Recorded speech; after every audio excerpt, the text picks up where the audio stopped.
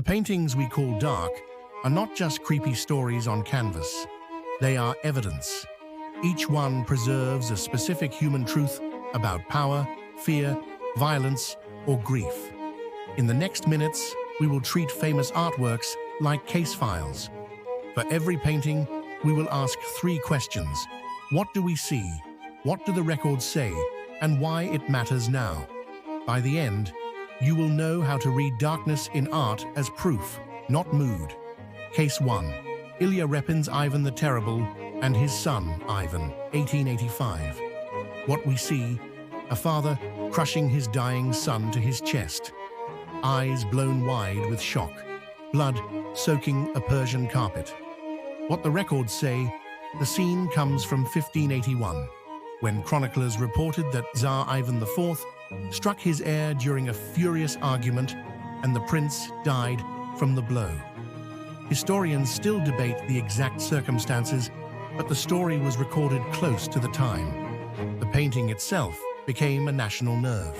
It was slashed by a visitor in 1913 and attacked again in 2018 inside Moscow's Tretyakov Gallery. Why it matters now? Darkness here is a study in consequences. Repin fixes the second after violence, forcing us to confront accountability rather than spectacle. The image keeps provoking because it turns power's rage into a permanent record. Case 2. Jacques-Louis David's The Death of Marat, 1793. What we see, a murdered revolutionary in a bath, letter in hand, body arranged with the purity of a saint. What the records say, Jean-Paul Marat was stabbed by Charlotte Corday during the French Revolution. David, his ally, painted the body within days, and the canvas was displayed publicly as part of state mourning. The composition strips away grime and turns a killing into a civic altar. Why it matters now, darkness functions as design. This is propaganda with immaculate lighting. David shows how an image can sanctify a political death and guide public grief toward a cause. Case 3. Pablo Picasso's Guernica, 1937. What we see, a shattered interior, a horse screaming, a mother holding a dead child. No color except black, white, and gray. What the records say, Picasso painted it in response to the aerial bombing of the Basque town of Guernica on 26 April 1937. The work was unveiled at the Paris World's Fair the same year, toured internationally, and later returned to Spain after dictatorship ended. Why it matters now. Darkness becomes testimony. Guernica compresses eyewitness shock into a single field of signs, a visual document against mechanized war. Case 4. Francisco Goya's Saturn, Devouring His Son, painted between 1819 and 1823. What we see, a god with wild eyes, consuming the body of his child, painted in thick, blackened pigment. What the records say, Goya executed this work directly on the plaster walls of his home, among the series now called the Black Paintings. He was old and deaf and did not prepare these images for exhibition. They were later transferred to canvas. Why it matters now. Darkness here is private evidence.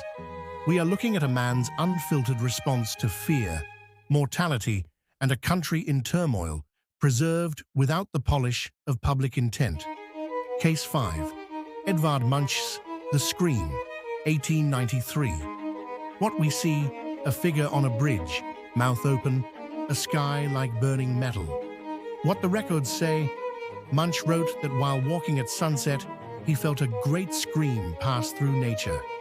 On one painted version, a faint pencil inscription reads that it could only have been painted by a madman, written by Munch himself during controversy over his mental state. His family history included severe illness and psychiatric struggle. Why it matters now. Darkness operates as symptom. The painting is a physiological record of panic, turning personal terror into a universal signal we still recognize. Case 6. Michelangelo Merisi de Caravaggio's Judith beheading Holofernes, around 1599 to 1602. What we see: a young woman and her accomplice in the instant of a decapitation, the arc of blood rendered with surgical clarity. What the records say: Caravaggio's career is documented by arrests and violence. In 1606, he killed a man and fled Rome. His realism came from observing bodies and crime with unusual proximity for his time. Why it matters now: darkness as unflinching realism. Caravaggio gives the biblical scene the visual logic of a witness statement, replacing idealized heroism with human recoil. Case 7. Theodore Géricault's The Raft of the Medusa, 1818 to 1819. What we see: survivors waving to a tiny ship on the horizon while corpses slide into the sea. What the records say: the painting reconstructs the 1816 wreck of the French frigate Méduse, whose crew built a raft when the ship ran aground. Many died of exposure, starvation, and violence. Géricault interviewed survivors, built a scale model of the raft, and studied cadavers to understand the effects of decay on skin and posture. Why it matters now: darkness becomes investigation. This is a political indictment built from research, using accuracy to expose incompetence and neglect. Case 8. John Everett Millet's Ophelia, 1851 to 1852. What we see: a beautiful, floating figure among botanically precise flowers. What the records say: the model, Elizabeth Siddal, posed for hours in a bathtub, kept warm by lamps. The lamps went out, the water turned cold, and she fell ill. Millet recorded the flora from life to align each plant with Shakespeare's text. Why it matters now: darkness as aesthetic trap. A scene of drowning is rendered so exquisitely that it challenges us to notice the subject's death instead of the surface beauty. Case 9. Hieronymus Bosch's The Garden of Earthly Delights, around 1500. What we see: a triptych moving from creation to a central world of pleasure to a final panel of hell, crowded with punishments.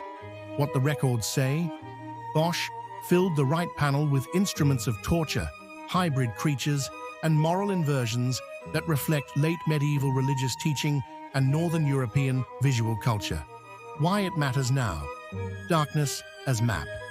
Bosch offers a system of consequences, a visual index of moral failure that reads like a handbook of nightmares. How to read darkness like an investigator. First, isolate the moment. Ask whether the artist chose the act or its aftermath. Repin and Caravaggio prove that aftermath and instant produce different forms of truth. Second, check the sources behind the image: Géricault's interviews and models, Picasso's response to a dated bombing, Munch's written account. Documentation turns emotion into evidence. Third, track the afterlife of the object. Attacks on Repin's painting, the public display of Marat, the long exile and return of Guernica. How a society treats a dark image is itself part of the story. Fourth, separate style from function. Beauty can sanctify power, as in David, or it can expose it, as in Goya and Picasso. Ask what the Polish is doing. The purpose of this video is simple: not to list frightening paintings, but to show that their darkness is functional. It records a crime, argues a cause, diagnoses a mind, or preserves a warning. When we walk past these works, we are not looking at mood. We are standing in front of evidence. Next time you face a famous canvas, do 3 things: name the moment shown, find the document behind it, and ask who benefits from the way it is painted. Do that, and the gallery stops being a corridor of pictures. It becomes a room full of testimonies that still speak.